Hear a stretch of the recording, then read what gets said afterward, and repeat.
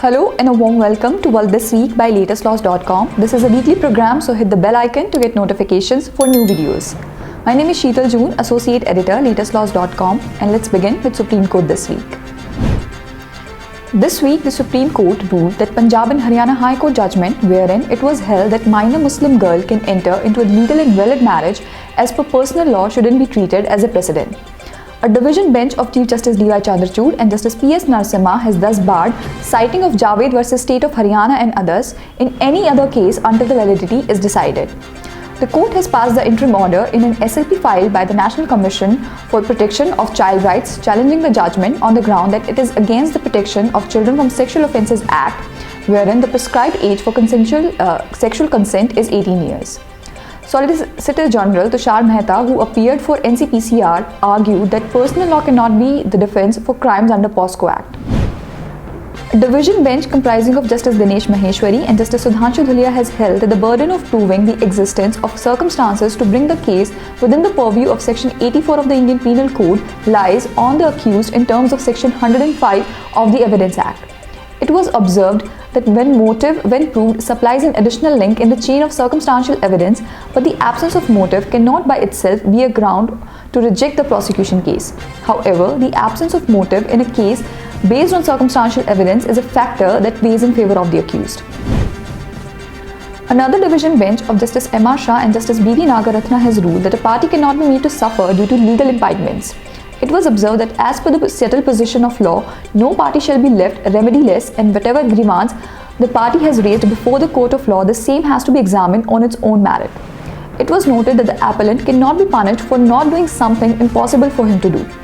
There being a legal impediment in the way of the appellant to make any payment during the moratorium, he cannot be rendered remediless and should not be made to suffer due to legal impediments, which was the reason for it and not doing the act within the prescribed time. Noting that no palpable progress has been made by the Delhi police in the investigation into the cases of hate speeches made at religious assemblies in Delhi in 2021, the Supreme Court bench headed by CJI D.Y. Chandrachud has sought a report from the police officer probing the matter. The Supreme Court has left the question of law as whether environmental clearance is necessary before commencing metro rail project, as it disposed of appeals against NGT order mandating the same in view of DMRC and NMRC completing their respective projects. A public interest litigation has been filed in the Supreme Court seeking introduction of menstrual pain leave or period leave for female students and employees all across the country. The lawyer, Advocate Shailendra Mani Tripathi, has urged in the petition so filed that the issue has long been knowingly or unknowingly ignored by the society, the legislature and other stakeholders. It was submitted that depriving women of menstrual pain leave is violative of Article 14 of the Constitution. He further submitted that the two bills tabled in the Parliament to this regard has already lapsed. In the latest winter session of 2022 itself, the Menstrual Benefit Bill of 2017 was reintroduced on the very first day, however, was disregarded as an unclean topic. Next we have Delhi High Court. The Delhi High Court has held that once the state recommended a treatment to be taken by a hospital, they cannot deny the full reimbursement on the basis that the charges incurred by the petitioner over and above the package rate which the respondent had agreed with the said hospital could not be reimbursed. The court was to decide whether in a case where the actual medical expenditure in a government-recognized hospital was more than the approved rate as per applicable rules, the excess amount was liable to be recovered from the beneficiary government employee. The bench relied on many cases and opined that if the government servant suffered an ailment and required treatment at a specialized hospital, and on reference the government servant had undergone such treatment therein, it was the duty of the state to bear the expenditure incurred by the government servant.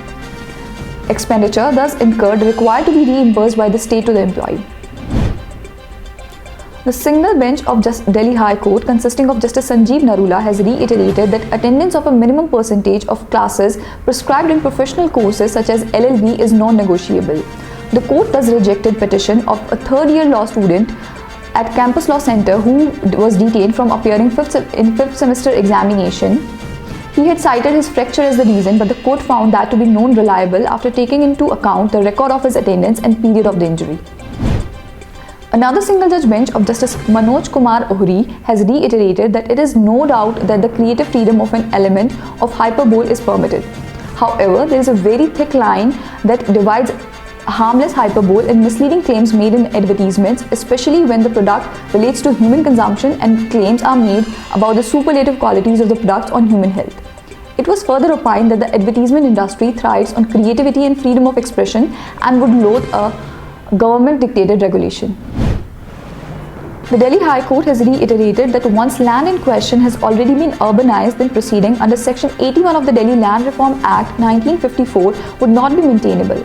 It also held that once notification of the government and its authorities as well as the master plan itself declared the user of the land as residential, then the owner of the land in question cannot be forced to use the land for agriculture purposes.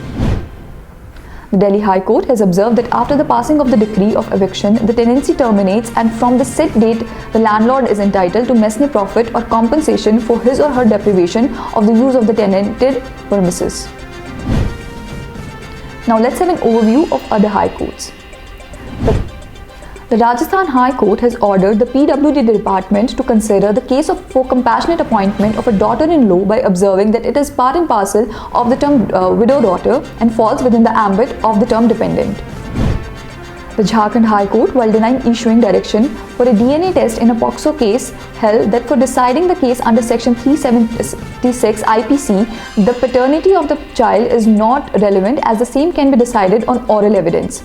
The bench observed that DNA testing could not be directed as a matter of course despite being permissible under the law as it invades the unwilling party's right to privacy and personal liberty. The Bombay High Court has denied compensation to family of man under Railways Act 1989 who died in an accident while boarding a train in an inebriated state.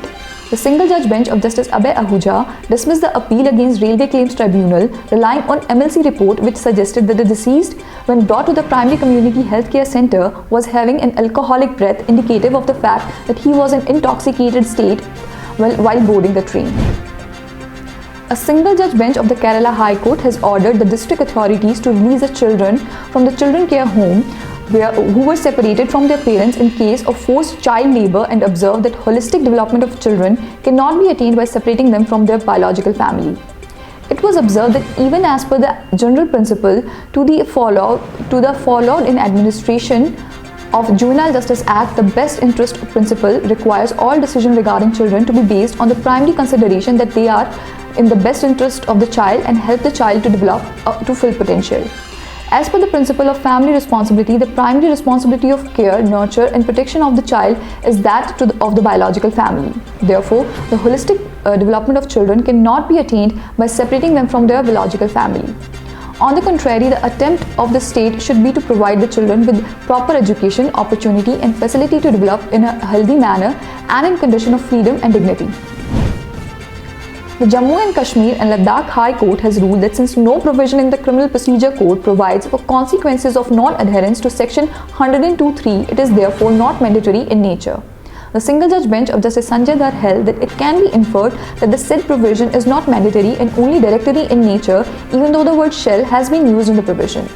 Noting that the provision mandates that a police officer, after seizing any property, has to forthwith report the seizure to the magistrate having jurisdiction, and in case it is not convenient to transport the seized property to the court, he may give custody thereof to any person on his executing a bond undertaking to produce the property as and when required. The court stated that there has been divergence of opinion of different high courts as to whether the provision contained in Section 102(3) of the CRPC are mandatory or directory in nature.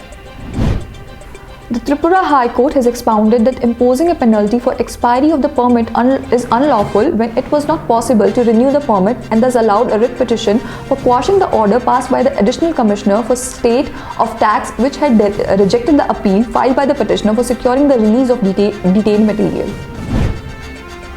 Moving on to miscellaneous news.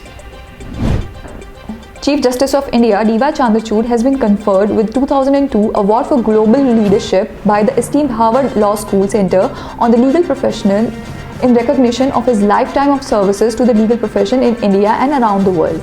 Each year, it is conferred on leading academics, legal practitioners and thought leaders to honor and recognize individuals whose achievements have been impactful in the legal profession. Notably, CGI Chandrachud is an LL.M. degree holder and an SJD from Harvard Law School. After entertaining petitions seeking amendment of marriage laws to legalize same-sex marriage, uniform gender and religion-neutral marriage, adoption, succession and maintenance laws, a reluctant Supreme Court has decided to first settle the question as to whether it can direct Parliament to enact a law for uniform civil code or not. Advising the Bar Council of India to consider revamping the basic structure of law courses offered in the country, the Delhi High Court has said that legal profession will fall short of challenges of new and emerging era if changes aren't made at the core level. Justice Pratibha M. Singh has asked the BCI to consider combining law courses with different background courses so as to increase diversity of knowledge in the legal field. Justice Singh remarked that it is necessary that law courses be offered with multiple other courses so as people from more diverse background can be legal professionals, and thereby warned the BCI that legal profession can become outdated if necessary changes aren't made in order to adapt to the needs of the coming times. She thus highly recommended paying attention to the aspect of expansion of dimensions of legal profession in the country. Making an important clarification on how vacancies in high courts should be categorized and whether transferred judge falls under bar judge or service judge, the Supreme Court has stated that it should be left to the Chief Justice to decide. A division bench of Justice Sanjay Kishan Kaul and Justice Abhay S. Oka stated that when a judge is transferred from high court to another, the said judge does not go with the label of a bar judge or a service judge but as transfer judge only, and it should be left to the Chief Justice of the High Court as to how the vacancies should be categorized. The court clarified the above in view of Ministry of Law and Justice at times issuing letters on the presumption as if bar judges are transferred there, so bar vacancies will no longer be available. The Patna High Court has proceeded to register a suo motu case against an advocate who has been accused of attempting to rape a law student intern inside the chamber at the court. A division bench registered the case on the basis of the oral mentioning of the resolution passed by the Co-Ordination Committee of 3 associations of the Patna High Court condemning the act and demanding action.